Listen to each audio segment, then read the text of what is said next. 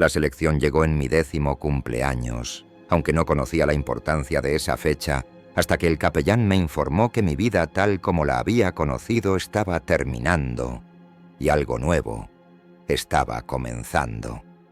Mi nombre es Hermano Sargento Tallen, de la 5ª Compañía de los Ultramarines. Pero antes de portar ese nombre y el honor que representa, era simplemente un niño llamado Matías del Mundo Fortaleza de Macragge, elegido entre miles de millones para someterse a una transformación que me elevaría a los rangos de los ángeles de la muerte del emperador o me mataría en el intento. El proceso tomó 7 años y reclamó las vidas del 90% de aquellos que comenzaron junto a mí. Pero sobreviví para convertirme en algo más y menos que humano, un arma forjada en el dolor y consagrada por el sacrificio. El proceso de selección comenzó con pruebas conducidas a través de cada instalación educativa en Macragge, evaluaciones diseñadas para identificar a los niños que poseían los marcadores genéticos y características psicológicas que los hacían candidatos adecuados para la transformación en marines espaciales.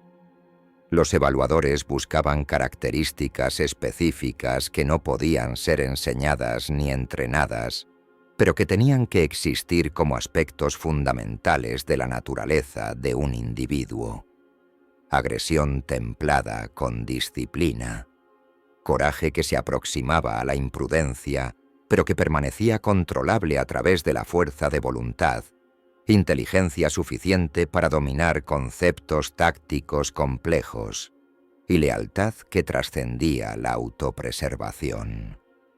Aprendí después que 10 millones de niños fueron sometidos a pruebas iniciales de criba en Macragge durante el año de mi selección.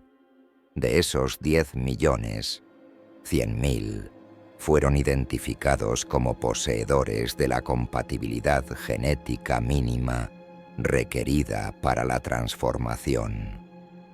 De esos 100.000, 10.000 fueron juzgados como poseedores de perfiles psicológicos, sugiriendo que podían soportar el trauma físico y mental que el proceso infligiría. Y de esos 10.000, solo 1.000 fueron realmente seleccionados para el reclutamiento, elegidos a través de pruebas adicionales que medían factores que los capellanes nunca explicaron por completo. Yo era uno de los 1.000, separado de mi familia sin ceremonia ni despedida, y transportado a la fortaleza de Hera, el complejo masivo que servía como la instalación de entrenamiento principal de los Ultramarines y depósito de la semilla genética. El viaje tomó 3 días en transporte de carga, durante los cuales nosotros, los iniciados, fuimos mantenidos aislados en compartimentos de retención con soporte vital mínimo y sin contacto con la tripulación. Las condiciones fueron deliberadamente duras, diseñadas para comenzar el proceso de criba que continuaría durante toda nuestra transformación, eliminando candidatos que carecían de la resiliencia para soportar la incomodidad que solo se intensificaría conforme el entrenamiento progresara. 17 niños murieron durante ese viaje, sus cuerpos fallando por reacciones al estrés o condiciones preexistentes que la criba inicial no había detectado.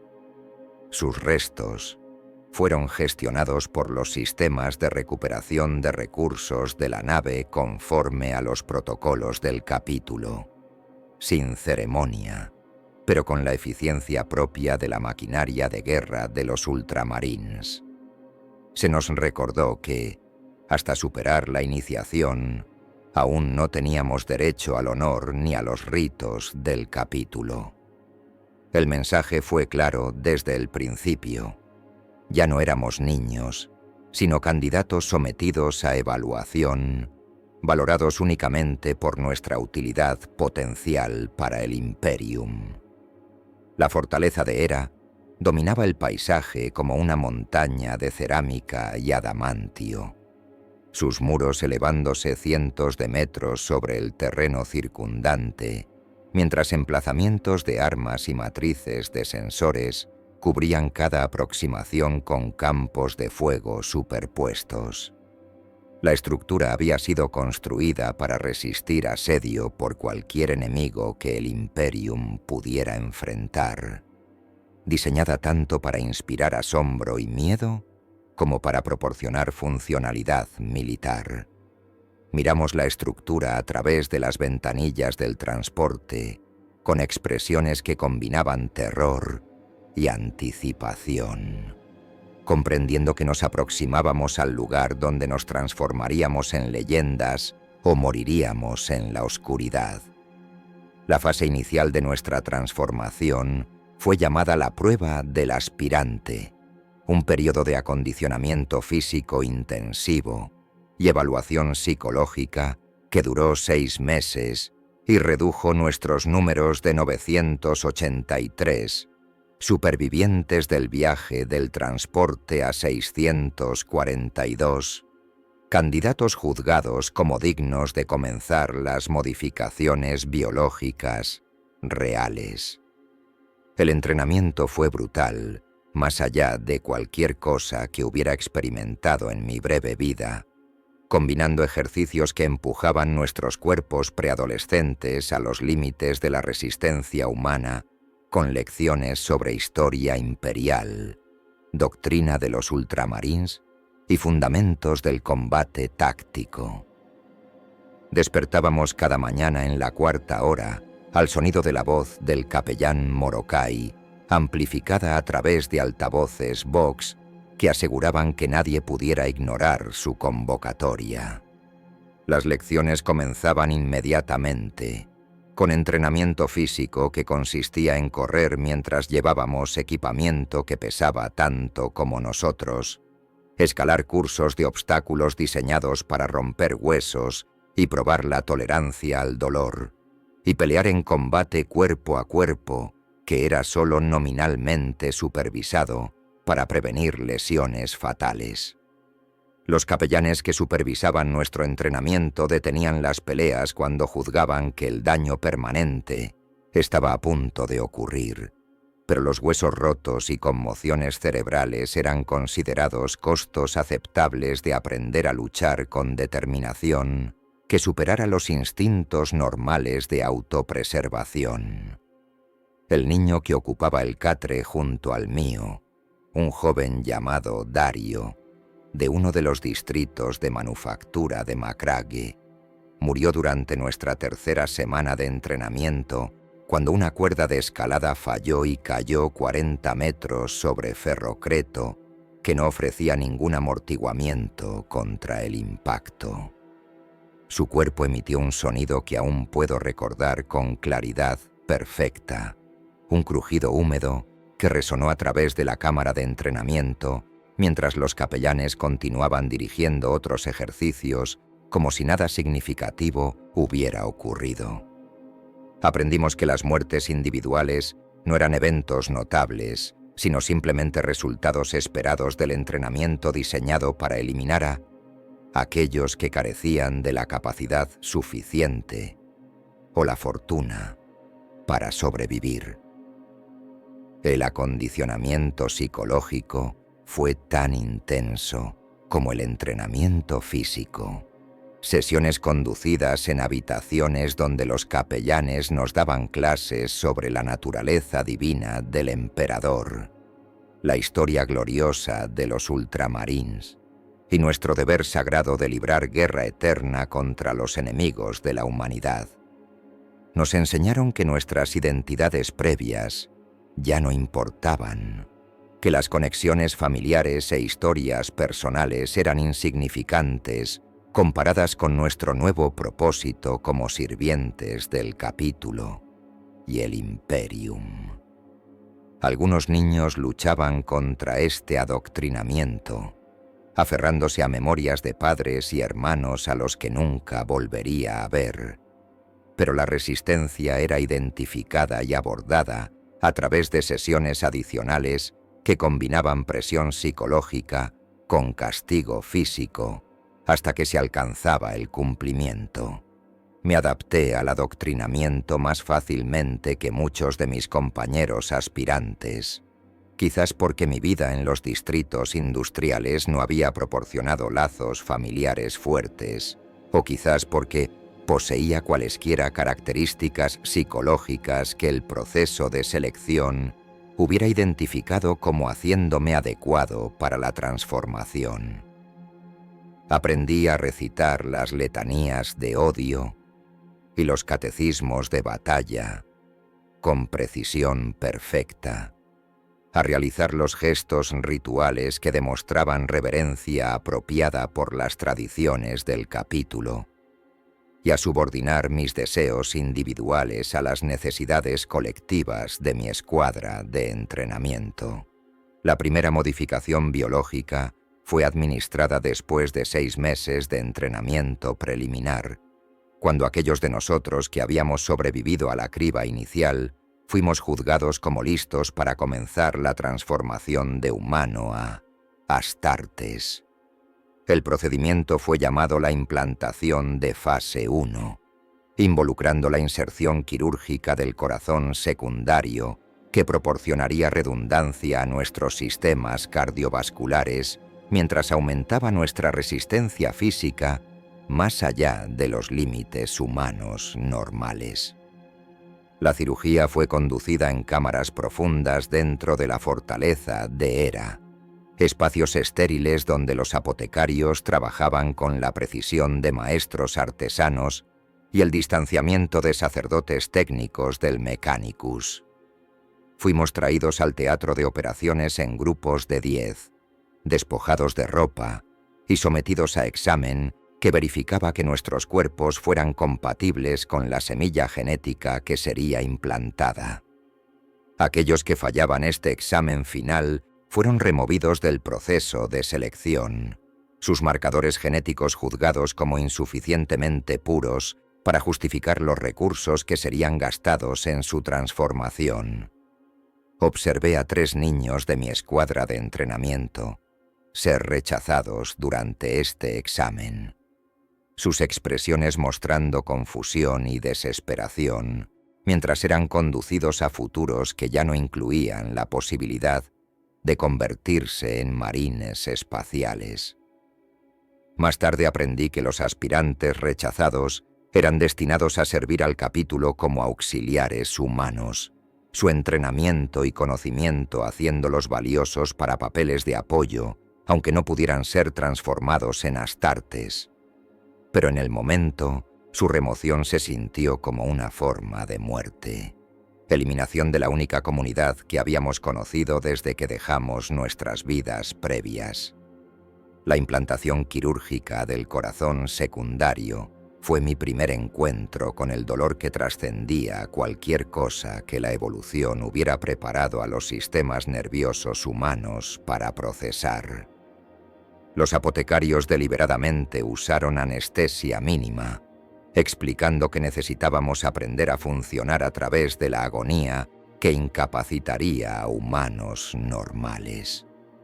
El procedimiento involucraba abrir mi cavidad torácica, instalar el órgano derivado de la semilla genética en el espacio entre mi corazón existente y pulmón izquierdo, y luego conectarlo a mi sistema circulatorio a través de vasos sanguíneos que el órgano mismo crecía una vez correctamente posicionado. El dolor no era agudo, sino un dolor profundo que irradiaba desde mi pecho a través de todo mi cuerpo, como si mi carne estuviera rechazando el tejido extranjero, mientras mi sistema nervioso gritaba advertencias de que algo fundamental estaba mal con mi biología. Permanecí consciente durante el procedimiento, forzado a observar a través de un espejo posicionado sobre la mesa de operaciones mientras los apotecarios trabajaban dentro de mi pecho abierto, sus manos aumentadas moviéndose con precisión inhumana, mientras yo luchaba por controlar la respiración que quería volverse un jadeo asustado. El período de recuperación posquirúrgica duró 2 semanas, durante las cuales mi cuerpo, o bien aceptó el órgano implantado, o lo rechazó con respuestas inmunológicas que me matarían a pesar de cualquier intervención médica que los apotecarios pudieran proporcionar. 43 niños murieron durante esta fase. Sus cuerpos incapaces de integrar el tejido extranjero, a pesar de marcadores genéticos que sugerían compatibilidad. Sus cadáveres fueron procesados con la misma eficiencia clínica que había caracterizado cada otro aspecto de nuestro entrenamiento. Sus órganos de semilla genética recuperados para uso potencial en futuros candidatos, mientras sus restos eran reducidos a biomasa utilizable por los sistemas de soporte de la fortaleza, recuperados sin ceremonia como un recurso más para la maquinaria de guerra del capítulo. Sobreviví a la implantación, mi corazón secundario comenzando a latir en ritmo con mi órgano original, mientras mi cuerpo se adaptaba al aumento del flujo sanguíneo y al aporte de oxígeno que el sistema cardiovascular redundante proporcionaba. El cambio no fue inmediatamente obvio, pero se manifestó durante las semanas subsecuentes cuando mi resistencia durante el entrenamiento físico aumentó más allá de lo que debería haber sido posible para un niño de mi edad y tamaño. Podía correr durante horas sin fatiga, recuperarme de esfuerzos físicos que deberían haber requerido periodos de descanso y mantener niveles de desempeño que habrían sido imposibles con un solo corazón. La implantación de fase 2 llegó 3 meses después, una vez que nuestros cuerpos se habían adaptado completamente a los cambios introducidos por el corazón secundario. Este procedimiento instaló el osmódula, un órgano que secretaba hormonas causando que nuestras estructuras esqueléticas crecieran más grandes y más densas que los huesos humanos normales.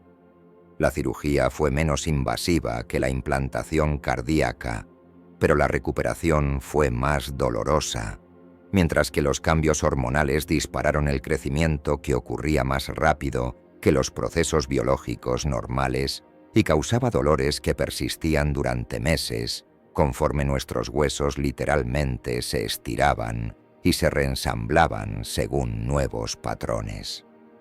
El dolor fue peor durante la noche cuando yacíamos en nuestros catres intentando dormir, a pesar de la sensación de nuestros esqueletos siendo arrancados y reensamblados según nuevas configuraciones. Algunos niños gritaban durante estos episodios, su tolerancia al dolor excedida por transformaciones que nos remoldeaban en los niveles biológicos más fundamentales. Los capellanes no ofrecían consuelo más allá de recordarnos que el sufrimiento construía carácter y que los verdaderos sirvientes del emperador soportaban sin quejas cualquier prueba que su deber requería. Mi altura aumentó 20 centímetros durante los 6 meses siguiendo la implantación de osmódula. Mi cuerpo expandiéndose hasta que parecía un adolescente a pesar de tener solo 11 años. Los cambios no fueron uniformes, con algunos periodos mostrando crecimiento rápido seguidos de mesetas donde mi cuerpo consolidaba ganancias antes de comenzar la siguiente fase de expansión. La torpeza física fue significativa, conforme mi mente luchaba por controlar un cuerpo cuyas proporciones cambiaban más rápido de lo que mi sistema nervioso podía adaptarse a la nueva configuración. La implantación de fase 3 introdujo el viscopea, un órgano que estimulaba el crecimiento muscular e incrementaba la eficiencia con la cual mi cuerpo convertía nutrientes en tejido. Esta fue la modificación que nos transformó de meramente humanos grandes en seres cuya fuerza excedía los límites humanos normales por órdenes de magnitud. El procedimiento quirúrgico fue relativamente simple comparado con implantaciones previas, pero los cambios metabólicos que desencadenó fueron dramáticos y requirieron gestión dietética cuidadosa para prevenir que nuestros cuerpos se consumieran a sí mismos en busca de masa muscular incrementada que el órgano estimulaba. Nuestra ingesta de alimento aumentó a niveles que habrían parecido glotones en nuestras vidas previas, cada comida consistiendo de miles de calorías entregadas a través de raciones de alta proteína, que tenían gusto uniformemente soso, pero que proporcionaban las materias primas que nuestros cuerpos requerían para la transformación. Comíamos constantemente, consumiendo alimento durante cada momento libre entre sesiones de entrenamiento. Sin embargo, permanecíamos perpetuamente hambrientos conforme nuestros metabolismos operaban a velocidades que la biología humana normal nunca podría sostener. El crecimiento muscular fue visible a diario, nuestros cuerpos agregando masa que nos hacía aparecer como si estuviéramos bajo entrenamiento intensivo de fuerza consumido en semanas. Mis brazos se engrosaron hasta parecerse a los de trabajadores adultos, a pesar de mi juventud, mientras que mi pecho y piernas desarrollaron musculatura que hizo los movimientos simples sentirse diferentes conforme me adaptaba a la fuerza que excedía todo lo que la evolución humana había diseñado que los cuerpos poseyeran. El entrenamiento durante esta fase se enfocó en aprender a controlar nuestra nueva fuerza, ejercicios diseñados para prevenir que accidentalmente nos lastimáramos a nosotros mismos u otros a través de la aplicación de una fuerza que excedía los niveles apropiados. Practicamos manipulando objetos que requerían toque delicado, aprendiendo a escribir con manos que podrían fácilmente aplastar las plumas que sosteníamos, e interactuando con equipo humano normal, sin destruirlo a través de fuerza excesiva.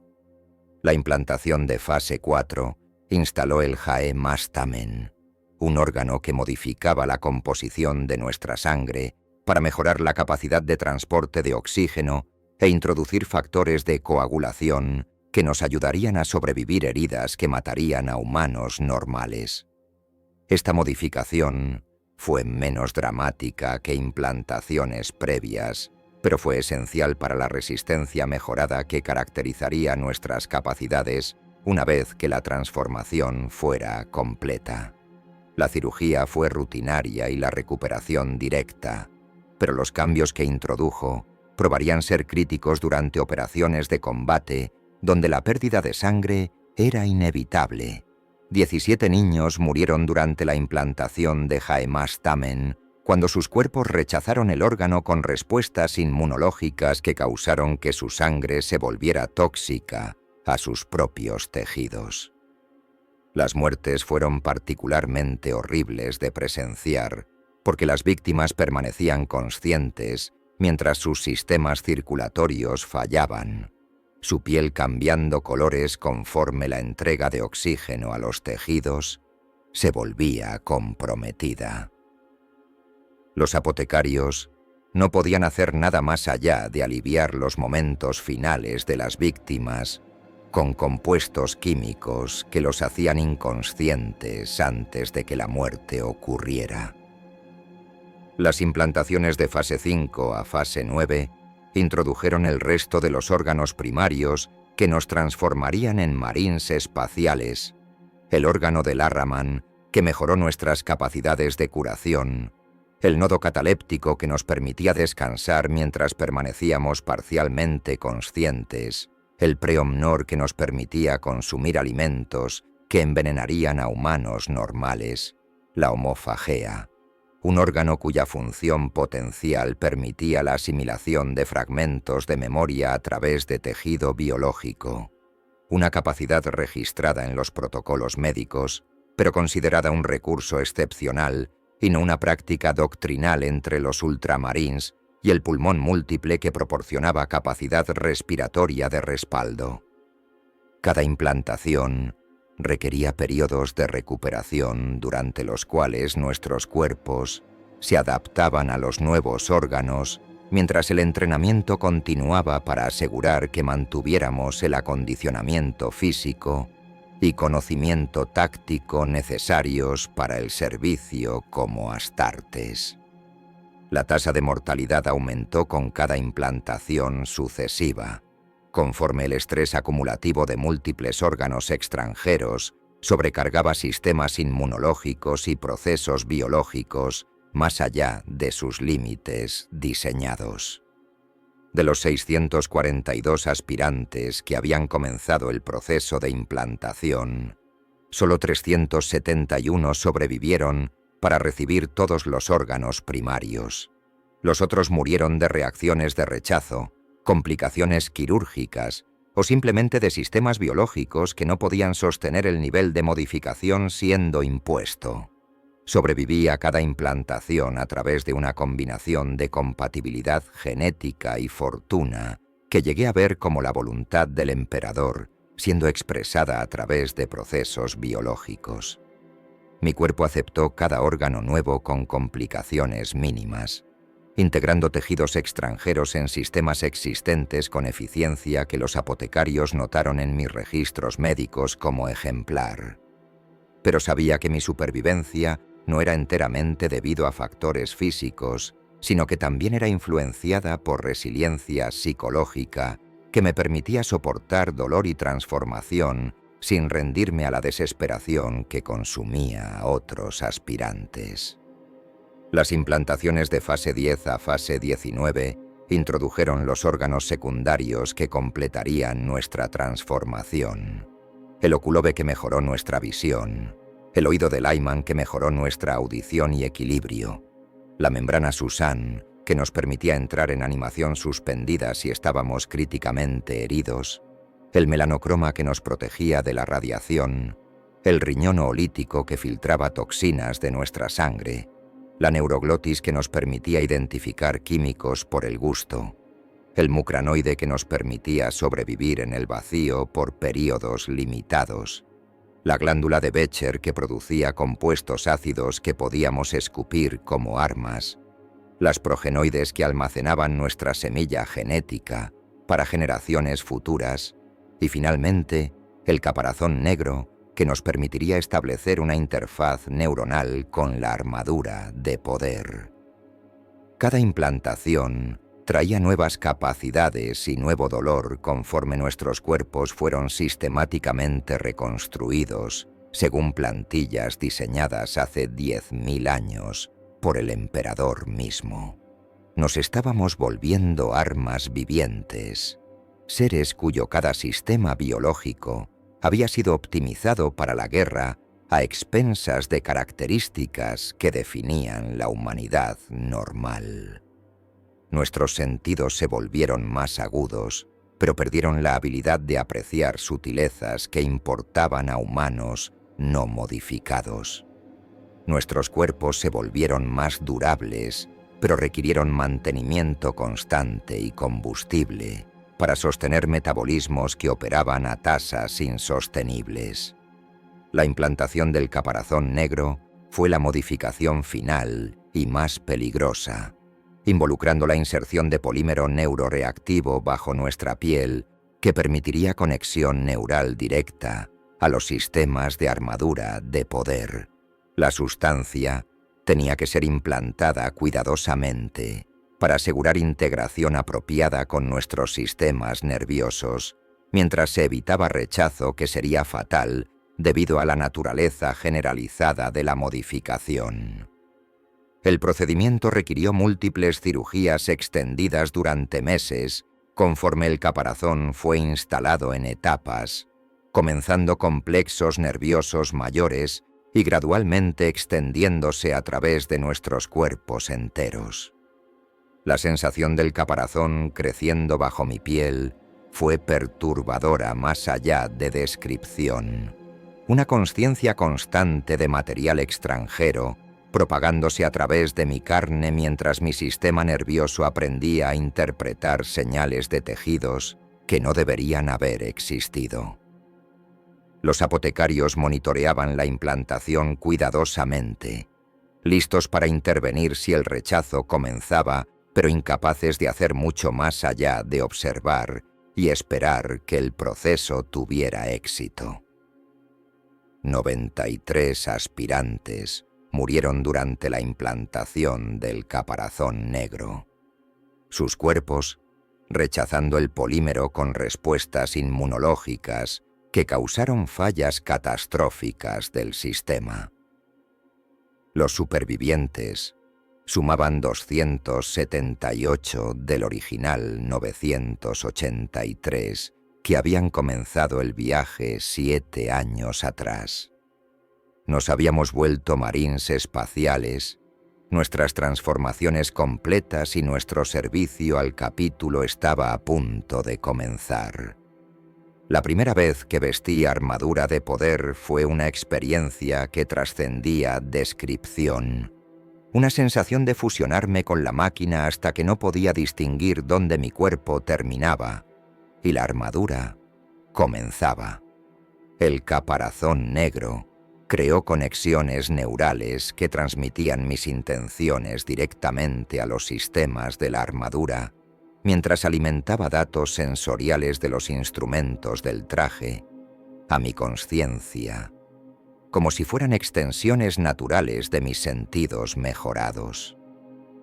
La armadura respondía a mis pensamientos en lugar de requerir manipulación consciente de controles, moviéndose tan naturalmente como mis propias extremidades mientras proporcionaba protección que me hacía funcionalmente invulnerable a armas que matarían a humanos desarmados. La fuerza que aumentaba era más allá de cualquier cosa que hubiera experimentado incluso con mi biología mejorada, permitiéndome levantar objetos pesando toneladas o descargar golpes que podían astillar ferrocreto con esfuerzo casual. Pero el cambio más profundo era psicológico en lugar de físico.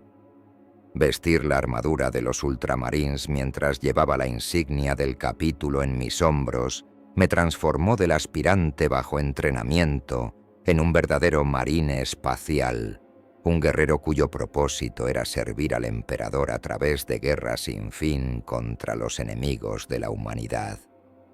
Ya no era Matías de Macragge, sino era hermano Tallen, uno de los ángeles de la muerte del emperador, un arma forjada en dolor y santificada a través del sacrificio. La fase final de nuestra transformación fue el rito de iniciación, una ceremonia conducida en la reclusiam del capítulo ante la hermandad ensamblada. Nos arrodillamos ante el capellán Morokai, quien nos ungió con aceites benditos por maestres del capítulo que se remontaban hasta el tiempo de Roboute Guilliman mismo. Él recitó letanías que nos ligaban a nuestro deber sagrado, sus palabras llevando el peso de 10.000 años de tradición y sacrificio. Juramos votos que trascendían cualquier promesa hecha por humanos normales, votando servir al emperador y al capítulo hasta que la muerte nos reclamara o fuéramos juzgados indignos de servicio continuado. Juramos defender a la humanidad contra lo alienígena, lo herético y lo demoníaco sin importar ningún costo personal. Aceptamos que nuestras vidas no nos pertenecían a nosotros mismos, sino al Imperium, a ser gastadas siempre que nuestros superiores lo juzgaran necesario. Los 278 de nosotros, que sobrevivimos el proceso de transformación, fueron asignados a varias compañías, según aptitudes identificadas durante el entrenamiento. Fui colocado en la 5ª compañía como un marín táctico, una posición que me permitiría ganar experiencia de combate mientras continuaba desarrollando capacidades que eventualmente podrían calificarme para papeles especializados dentro de la estructura del capítulo. Mi primer despliegue llegó a los pocos meses de completar la transformación, una campaña contra asaltantes orc, amenazando un mundo agrícola en el reino de ultramar. El combate fue brutal y exaltante. Mi cuerpo mejorado y armadura de poder haciéndome casi invencible contra enemigos que me habrían aterrorizado en mi vida previa. Maté con eficiencia que vino no del odio, sino del entrenamiento que había sistemáticamente eliminado respuestas emocionales que pudieran interferir con toma de decisiones tácticas. La transformación que había comenzado 7 años atrás en mi 10º cumpleaños fue completa. Me había vuelto lo que el emperador me diseñó para ser, un arma en servicio a la humanidad, un guerrero que lucharía hasta que la muerte me reclamara o la edad finalmente degradara mi biología mejorada más allá de capacidad funcional. Ya no era humano en ningún sentido significativo, pero había trascendido la mortalidad para convertirme en algo mayor y menor que la humanidad, base que fui creado para proteger. Esto es lo que significa volverse un espacial. Rendirse todo lo que hace la vida digna de vivir a cambio de capacidad para defender hasta a aquellos que no pueden defenderse a sí mismos. Aceptar dolor más allá de comprensión, como el precio de la transformación en un arma que servirá a propósitos que quizás nunca entiendas completamente. Sacrificar individualidad y experiencia humana normal por el privilegio de morir en servicio a un imperium que nunca sabrá tu nombre o apreciará tu sacrificio. En la oscura penumbra del futuro lejano, solo hay guerra. Nosotros, los marines espaciales, somos esa guerra hecha carne, evolución guiada por ciencia antigua para crear guerreros que existen solo para luchar. Somos las armas últimas del emperador, forjadas en dolor y santificadas a través del sacrificio, viviendo solo para servir y muriendo solo cuando nuestra utilidad termina. Este es nuestro propósito y nuestra gloria, nuestra carga y nuestro honor, nuestra maldición y nuestra salvación.